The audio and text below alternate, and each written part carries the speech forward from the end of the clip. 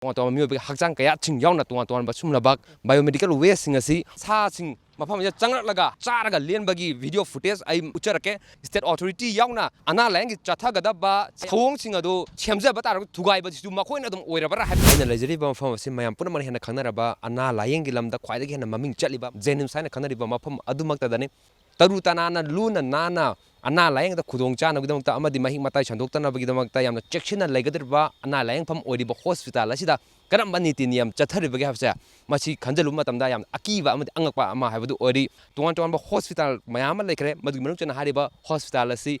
state na run to badom laba mayam maru eba hospital ama ori hariba hospital asida ida hoji mayam na punam yeng taminasi biomedical waste management plan asi Mahik sengna lairibra natan laitabra habado phibam asi uba matamda myam punamana sungsoi thoina khanglam lagani biomedical waste management plan asi laitaba maramna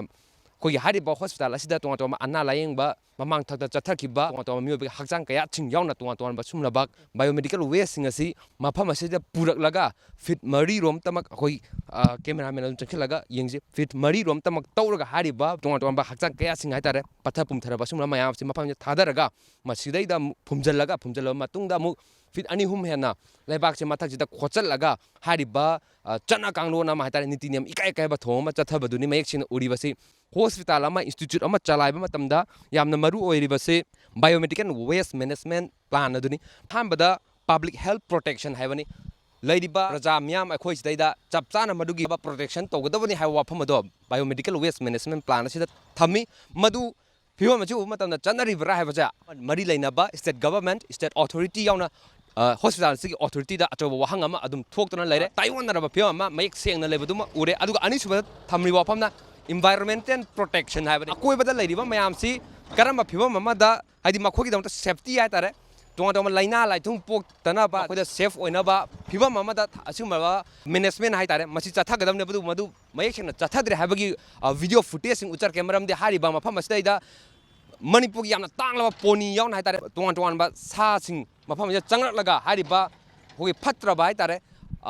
khudong thina oreba asumlaba Patha hodi sing adi charaga lenbagi video footage ai ucharake madu sunatare environmental protection habada akoibda college lady aduga sangom ge factory haitare madu lady madu dusu environmental protection sida Chandrabara mari lainaba authorities singida masigi chana kalongji tasena khangdabgi na kari dobagino haiba wafam ama mayek singna tholi aduga ahum suda paliba famdi worker safety haibani biomedical waste management plan sida yauri worker safety je khudam oina hai matam sida thabak suriba miyoi singja kaya yamna safety oiribage haibase masini madu sanatana akoibada Toudana hospital sida thabak chuba institute sida thabak chuba chathok jachin toba mayam lairi makhoi je kaya yamna safety orangaduna laina bulakba matamda ai Iran oigaduribara habase masi achoba wahang amasu oiribani aduga yamna luri wafam the health department state authority yauna mari lainaba singa sina khogi ana lang chathagada ba systematic oiba thawong singa do madu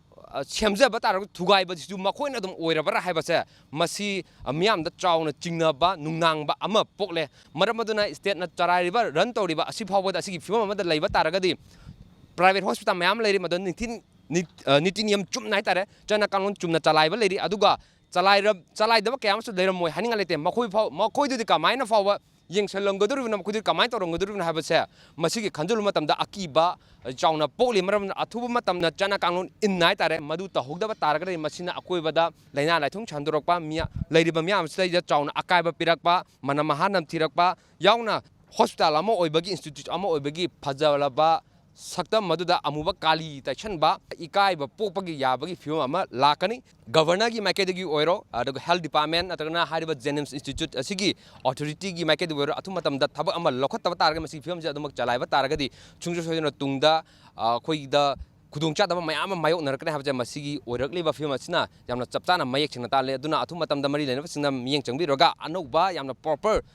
Systematic oiba moong da chana view have pam jet thamjogol na hiram skema ta pagdam jariba naurem tanuranjan JNIMS network JNIMS